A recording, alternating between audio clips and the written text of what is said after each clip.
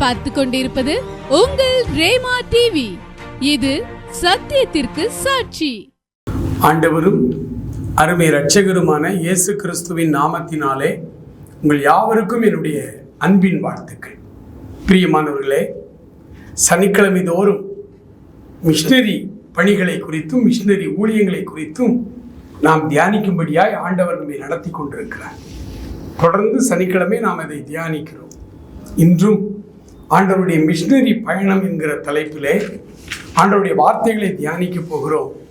ஆண்டவர் நம்மோடு கூட பேசும்படியாக இந்த நிகழ்ச்சியை அநேகம் இளைஞர்கள் பார்க்கும்படியாக பெரியவர்கள் தயவாய் நீங்கள் அவர்களை அழைத்து இந்த செய்தியை பார்க்க வையுங்கள். ஆண்டவர் உங்களை ஆசீர்வதிப்பார். கண்களை மூடி நாம் ஜெபிப்போமா? எனக்காய் பேசிட நாவு வேண்டும், என்னை போல் அலைந்திட கால்கள் வேண்டும். எனக்காய் பேசிட நாவு வேண்டும், என்னை போல் அலைந்திட ஆட்கள் வேண்டும். என்னில் அன்பு கூற ஆட்கள் வேண்டும், இதை உம்மிடம் கேட்கிறேன் தர வேண்டும். மந்தையில் சேரா ஆடுகளே, எங்கிலும் கோடி கோடி உண்டே. சிந்தையில் ஆன்ம பாரம் கொண்டே, தேடுவோம் வாரி திருச்சபையை. மந்தையில் சேரா ஆடுகளே. ஸ்தோத்திரிக்கிறோம் அப்பா. ஆண்டவரே, எங்களோடு பேசும். உடைய அன்பின் வார்த்தைகள் எங்கள் நடுவிலே கடந்து வரட்டும். லட்சக்கணக்கான கோடிக்கணக்கான இளைஞர்களை கொண்ட இந்த இந்திய தேசத்தில் ஆண்டவரே, இந்த அருமையான இளைஞர்களையும் ஆண்டவரே உமக்கு ஸ்தோத்திரம் ஸ்தோத்திரம், வாலிப பிள்ளைகளையும் இந்த தேசத்தின் நற்செய்தி பணிக்காய் எடுத்து பயன்படுத்தும். எங்கள் ஒவ்வொருவரோடும் பேசும். இயேசுவின் நாமத்தில் ஜெபிக்கிறோம் பிதாவே, ஆமென், ஆமென். பல வருடங்களுக்கு முன்பாக பாளையங்கோட்டை பகுதியிலே ஒரு அருமையான ஊழியக்காரர் இருந்தார். அவர் இப்பொழுது இல்லை. அவர் ஒரு முறை ஊட்டியிலே ஒரு எஸ்டேட் பகுதிக்கு அவரை நற்செய்தி கூட்டங்களுக்காக அவரை ஒழுங்கு செய்திருந்தார்கள். அந்த நாட்களிலே டிரான்ஸ்போர்ட்டிங் வசதி இன்று இருப்பது போல அன்றைக்கு ஊழியக்காரர்கள் கிடையாது. கார் வைத்திருக்கிற ஊழியக்காரர்கள் வெகு சிலர் தான் அன்றைக்கு இருப்பார்கள். ஆகவே வழக்கம் போல திருவள்ளுவர் பஸ், இப்போ எஸ்சிடிசின்னு சொல்கிறோம் இல்லையா, அது அந்த காலத்தில் திருவள்ளுவர் பஸ் அப்படின்னு சொல்லுவோம். அந்த திருவள்ளுவர் பஸ்ஸில் புக் பண்ணி இவர் போகிறார். பஸ்ஸில் ஏறி உட்கார்ந்தவர் அவரால் அடக்க முடியாமல் அழுது கொண்டே வருகிறார். தூங்கவே இல்லை பஸ்ஸில். அவர் உள்ளத்துக்குள்ள ஒரு பெரிய பாரம். பஸ்ஸில் போறாரு. ஆண்டவரே, இந்த பஸ்ல எத்தனை பேர் உண்மை ஏற்றுக்கொண்டவர்கள் இருப்பாங்க, எத்தனை பேர் உண்மை ஏற்றுக்கொள்ளாதவர்கள் இருப்பாங்க. ஆண்டவரே, உண்மை ஏற்றுக்கொள்ளாத இந்த பஸ்ல என்னோடு பயணிக்கிற இந்த மக்களுக்கு நான் எப்படி சுவிசேஷம், நான் என்ன செய்யணும் ஆண்டவரே? என்னை சுற்றி நரகத்துக்கு போகிற மக்கள் எத்தனை பேர் வர்றாங்களே.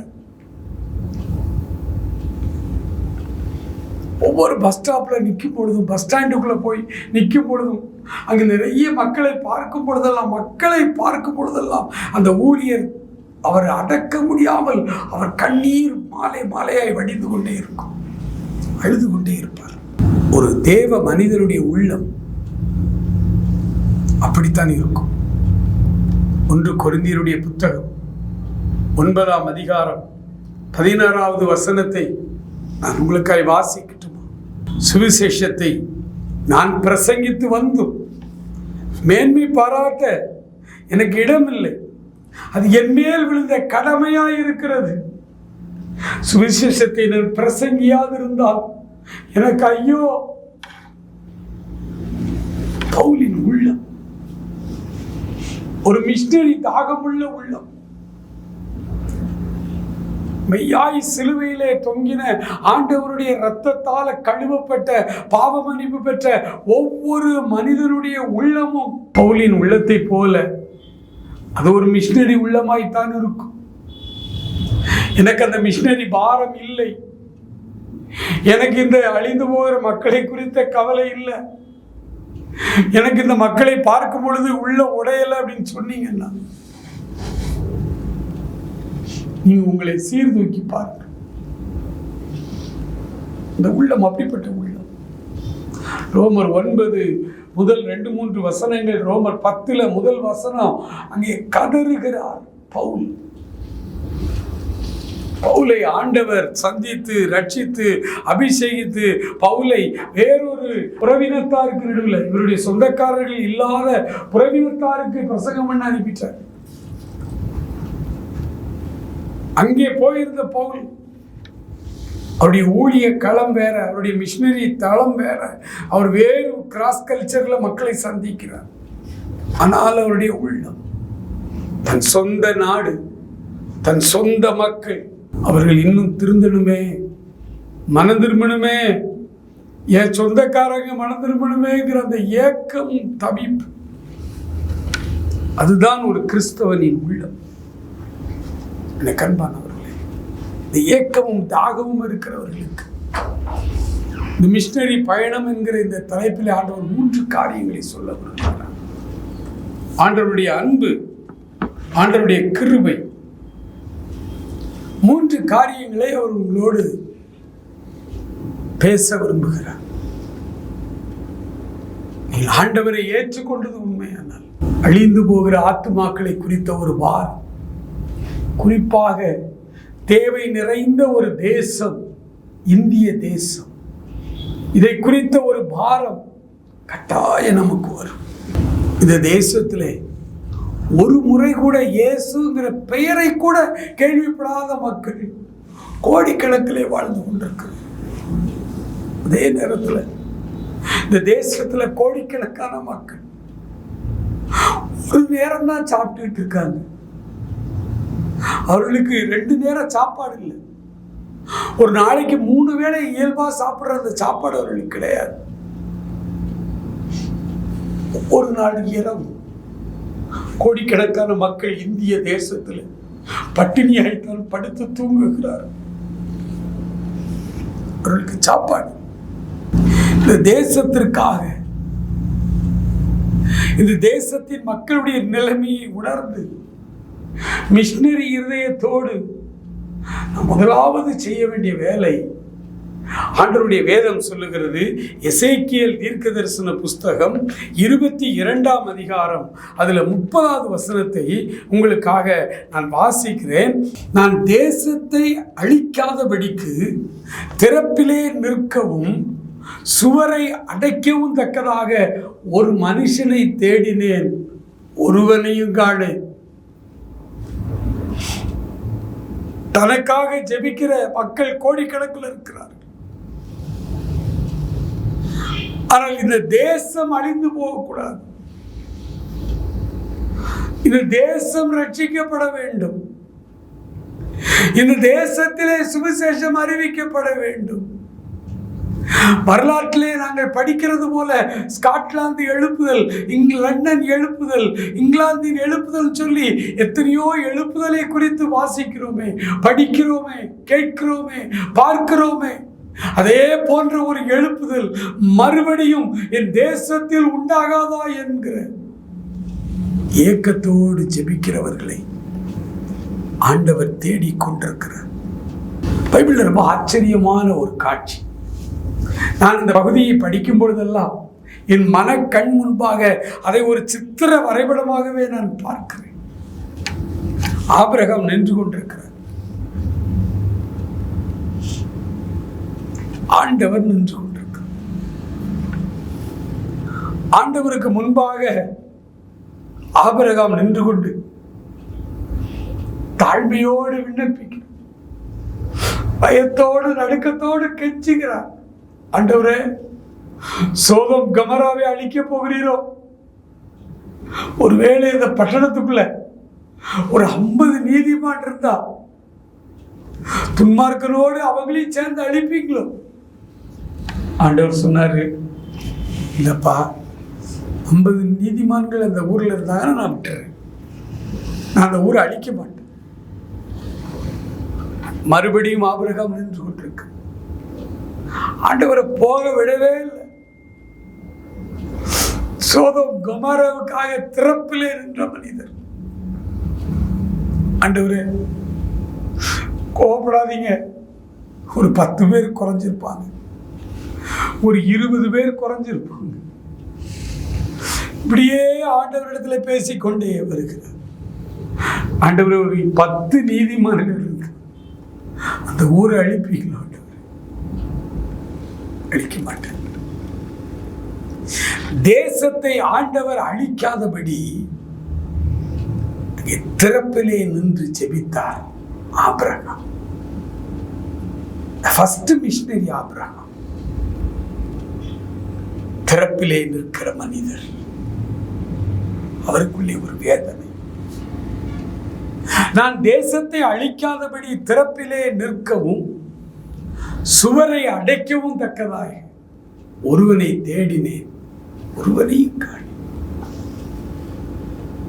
சண்டே கிளாஸ் நான் படிக்கும் பொழுது திருநெல்வேலி டவுன் CSI திருச்சபையில் அன்றைக்கு நாங்கள் ஞாயிற்றுக்கிழமை ஆராதனைக்கு வழக்கமாய் செல்வோம்.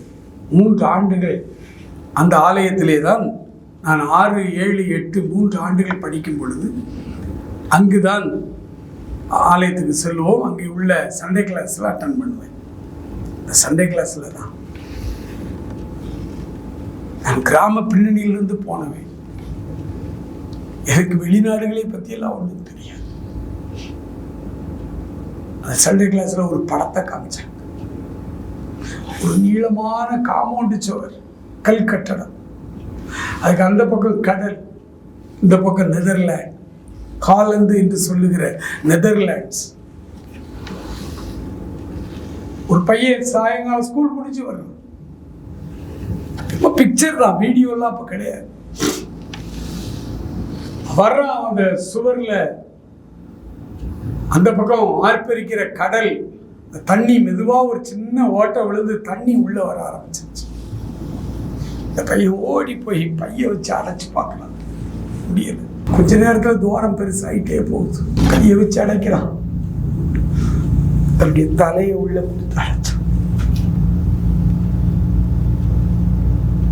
அதிகாலையில தான் அவனை தேடிட்டு வந்தாங்க. அந்த ஊர் மக்கள் எல்லாம் பார்த்த பொழுது கிராமத்துல மரித்து போன அந்த சடலத்தை வெளியில் எடுத்தாங்க.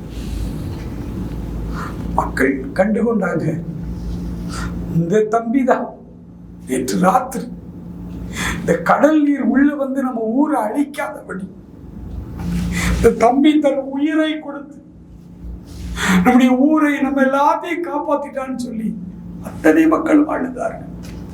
என் அன்பு வாலிபனே, என் அன்பு தங்கச்சி, ஆண்டவர் உன்னை தேடுகிறார். திறப்பிலே நிற்க, சுவரை அடைக்கவும் தக்கதாக, ஒரு தேசம் காப்பாற்றப்பட, ஒரு தேசம் தண்டனையிலிருந்து தப்ப, ஒரு தேசத்திற்கு கர்த்தர் சுபிட்சத்தை கொண்டு வர ஆண்டவர் ஜெபிக்கிற ஒரு மனிதரை தேடுகிறார். தன்னை முற்றிலுமாய் ஆண்டவருக்கு தியாகம் பண்ணி ஆண்டவருக்காக தேசம் பாதுகாக்கப்பட ஜெபிக்கிற ஒரு மனிதன் அவருக்கு தேவை. ரட்சிக்கப்பட்டு ஆண்டவருடைய அன்பை பெற்று அவருடைய அபிஷேகத்தை பெற்ற எல்லாருடைய உள்ளத்தில்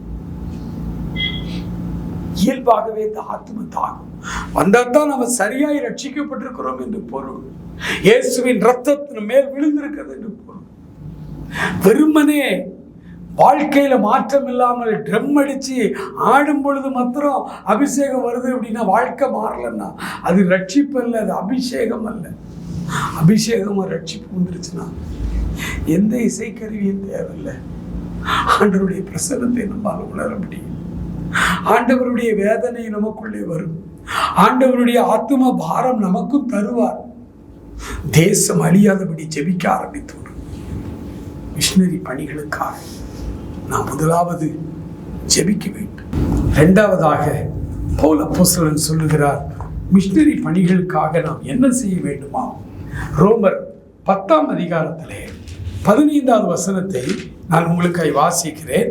அனுப்பப்படாவிட்டால் எப்படி பிரசங்கிப்பார்கள்?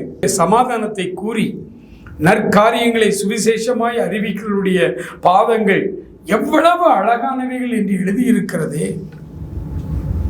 அனுப்பப்படாவிட்டால் எப்படி பிரசங்கிப்பார்கள்? தொலை தூரத்தில் இருக்கிற மக்கள், ஆண்டவரை அறியாத மக்கள், ஒரு முறை கூட ஆண்டவருடைய வார்த்தையை கேள்விப்படாத மக்கள், அந்த மக்களுக்கு நடுவிலே போய் சுவிசேஷம் அறிவிக்க நாம் அனுப்பலன்னா எப்படி இங்கே மிஷனரிகள் பேசுவார்கள்? அனுப்பப்படாவிட்டால் எப்படி பிரசங்கிப்பார்கள்? மிஷனரிகளை தாங்குவோர் நமக்கு தேவை. நம்முடைய தேசத்தில் எத்தனையோ நல்ல மிஷனரி ஸ்தாபனங்கள் இருக்கிறது. நிறைய மிஷனரி ஸ்தாபனங்கள் இருக்கிறது. மிஷனரிகளை அனுப்பி இருக்கிறார்கள். அவர்கள் தொலைதூர இடங்களிலே உயிரை பணயம் வைத்து யுத்த களத்திலே முன்னணியிலே நிற்கிற வீரர்களைப் போல மிஷனரிகள் அங்கே வேலை செய்து கொண்டிருக்கிறார்கள். பின்னால் இருந்து அவர்களை நாம் சப்போர்ட் பண்ண வேண்டும். நம்முடைய வருமானத்தின் ஒரு பகுதியை காணிக்கையாக மிஷனரிகளுக்கு கொடுக்கணும், மிஷனரி ஊழியங்களுக்கு கொடுக்கணும். ஆண்டவர் அதை அதிகமாக எதிர்பார்க்கிறார். தேசத்துக்காக ஆத்தும பாரத்தோடு இந்த தேசத்தை ஆண்டவர் அழித்து விடாதபடி திறப்பிலே நின்று ஜெபிக்கிறவர்கள் அவருக்கு தேவை. இரண்டாவதாக, தொலைதூர இடங்களுக்கு மிஷனரிகளை அனுப்ப சப்போர்ட்டர்ஸ் தேவை. அவர்களை தாங்க வேண்டும்.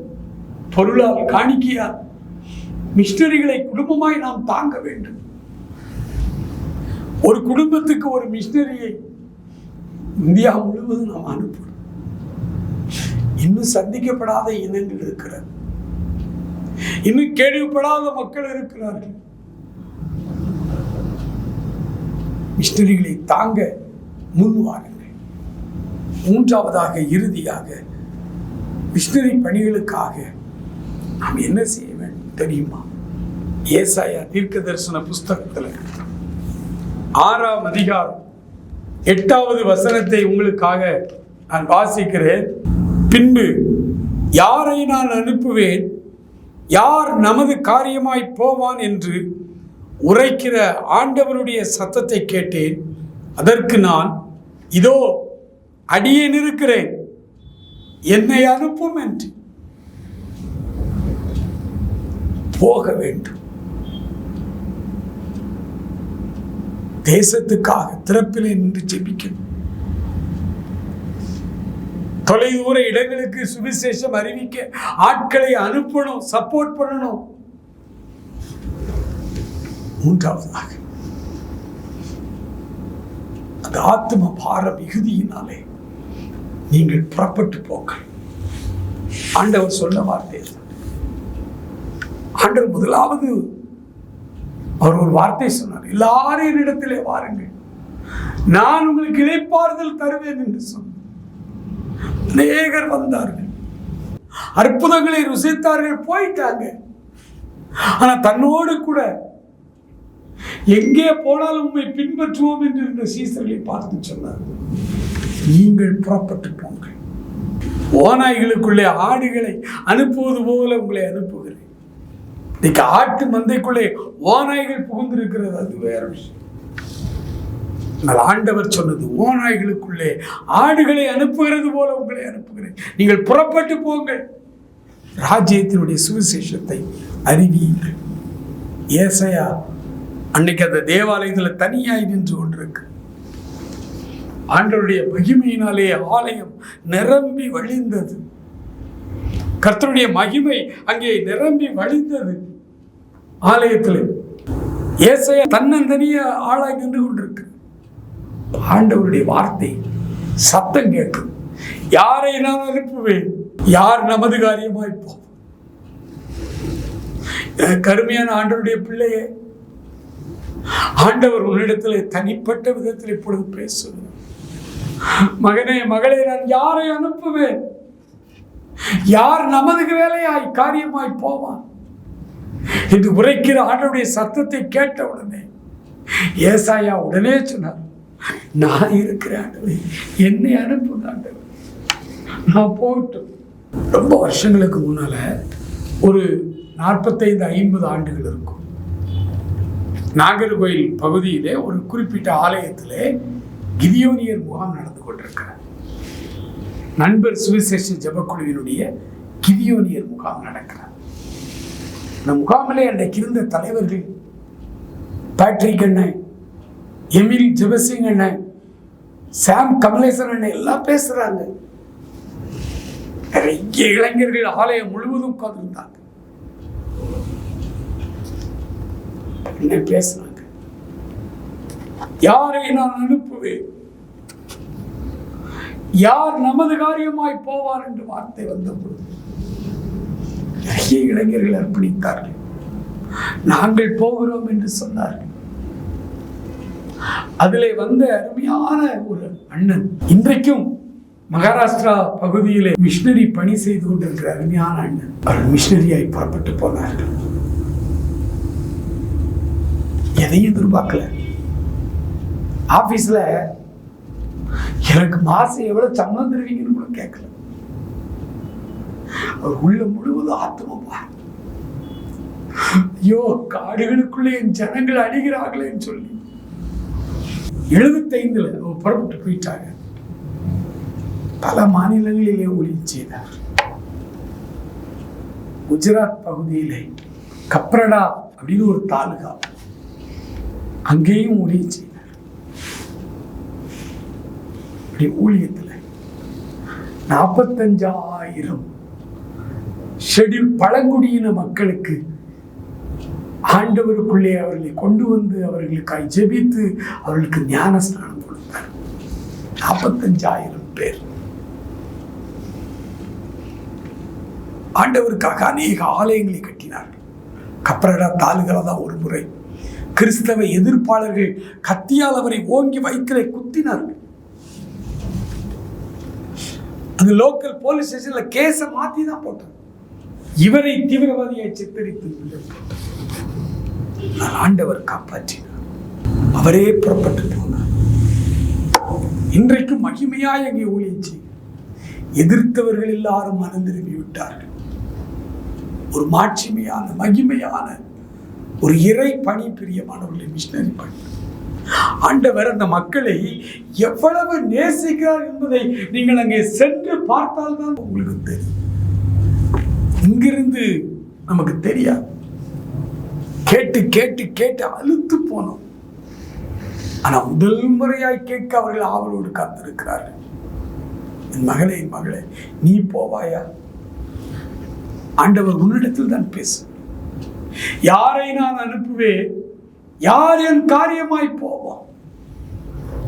ஹல்லேலூயா, ஹல்லேலூயா. காடுகளில் பல நாடுகளில் என் ஜனம் சிதறுண்டு சாகுவதா? காடுகளில் பல நாடுகளில் என் ஜனம் சிதறுண்டு சாகுவதா? பாடுபட்டேன் அதற்காகவுமே, தேடுவோர் யார் என் ஆடுகளை? மந்தையில் சேரா ஆடுகளே, எங்கிலும் கோடி கோடி உண்டே, சிந்தையில் ஆன்ம பாரம் கொண்டே, தேடுவோம் வாரி திருச்சபையே. ஹல்லேலூயா, ஹல்லேலூயா. நன்றி ஆவியானவரே, உம்முடைய அன்பின் பிரசன்னத்திற்காக நன்றி செலுத்துகிறோம். வாலிபர்களோடு நீர் பேசி இருக்கிறீரப்பா. வாலிப பிள்ளைகளோடு பேசி இருக்கிறீர் ஆண்டவரே. ஒவ்வொரு பெற்றோரோடும் பேசி இருக்கிறீரப்பா ஆண்டவரே. மக்கு நன்றி. சுவிசேஷத்தை அறிவியாதிருந்தால் எனக்கு ஐயோ என்று குமுறின வேதனையோடு தன் வார்த்தைகளை வெளிப்படுத்துகிற பவுலடியாருக்காக உம்மை துதிக்கிறோம் ஆண்டவரே. ஆண்டவரே, அப்படிப்பட்ட ஒரு மிஷனரி பாரம் கொண்ட ஒரு இருதயம் எங்கள் ஒவ்வொருவருக்குள்ளும் இப்பொழுது சிருஷ்டிக்கப்பட வேண்டும் என்று, அவர்களை நீ ரட்சிக்க வேண்டும் என்று ஜெபிக்கிறேன். ஆண்டவரே, ஜனங்கள் அழிந்து கொண்டிருக்கிற அந்த அழிவின் ஆண்டவரே, அந்த நஷ்டம் ஆண்டவரே, உமக்கு ஸ்தோத்திரம் ஐயா. அந்த வேதனை, அந்த ஆண்டவரே பாரம் ஒவ்வொருவரையும் பற்றி பிடிக்கட்டும் ஐயா. சிலுவையிலே நீர் அந்த பாரத்தோடு அந்த வேதனையோடு ஆண்டவரே உயிரையே கொடுத்தீரப்பா. நாங்களும் மற்றவர்களுக்காக எங்கள் ஜீவனை கொடுக்க கடனாளிகளாய் இருக்கிறபடியினாலே அந்த தாகம், அந்த பாரம் எங்கள் ஒவ்வொருவருக்குள் இப்பொழுது ஊற்றப்படட்டும் ஆண்டவரே. நாங்கள் திறப்பிலே நின்று செபிக்க எங்களுக்கு உதவி செய்தருளும். அதற்கு அர்ப்பணிக்கிற ஒவ்வொருவரையும் இப்பொழுது ஆசீர்வதியும். நாங்கள் மிஷனரிகளை தாங்குகிறோம், அனுப்புகிறோம் என்று தீர்மானம் எடுக்கிற ஒவ்வொரு பெற்றோரையும் ஆசீர்வதியும் ஆண்டவரே. பலப்படுத்தும் ஆண்டவரே. Thank you my Lord. நன்றி ஆவியானவரே, நன்றி ஆவியானவரே, நன்றி ஆண்டவரே. மூன்றாவதாக ஆண்டவரே, நாங்களே போகிறோம் என்று எத்தனை பேர் உம்முடைய வார்த்தைக்கு கீழ்ப்படிந்து இதோ அடியேன் இருக்கிறேன் என்னை அனுப்பும் என்று கேட்கிறார்களோ அத்தனை வாலிபர்களையும் வாலிப பிள்ளைகளையும் ஆண்டவரே தேசத்தின் எல்லா தொலைதூர இடங்களுக்குள்ளே அனுப்புவீரா. ஆசீர்வதி, காத்துக்கொண்டு வழி நடத்தும். இயேசு கிறிஸ்துவின் நல்ல நாமத்தில் ஜெபிக்கிறோம் எங்கள் அருமை பிதாவே. ஆமென், ஆமென்.